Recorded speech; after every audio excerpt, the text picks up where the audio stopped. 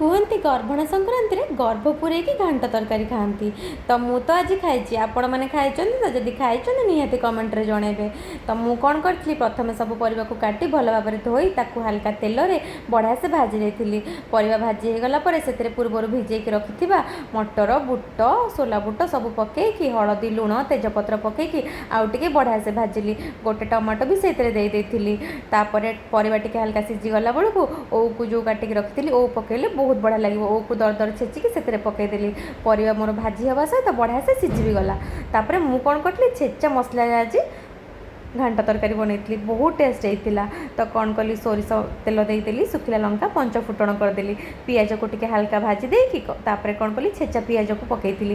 ଛେଚା ପିଆଜ ଯେମିତି ଭାଜି ହେଇଗଲା, ଅଦା ରସୁଣ ଯେଉଁ ଛେଚିକି ରଖିଥିଲି ତାକୁ ବି ଆଡ଼୍ କରିକି ଭଲସେ କଷିଦେଲି। ଟିକେ ଲଙ୍କାଗୁଣ୍ଡ ଦେଇଥିଲି ଯେମିତିକି କଲର୍ ବଢ଼ିଆ ଆସିବ ଆଉ ରାଗ ବି ମେଣ୍ଟେନ୍ ହେଇକି ରହିବ। ତାପରେ ଯେମିତି ଅଦା ରସୁଣ ପେଷ୍ଟଟା ଛେଚି ହେଇଗଲା, ମାନେ ଭାଜି ହେଇଗଲା, ବଢ଼ିଆସେ କୁକ୍ ହେଇଗଲା, ସିଝା ଟମାଟୋ ଯେଉଁଟା ସେଇଟା ଆଡ଼୍ କରିକି ତାକୁ ବି କଷିଦେଲି।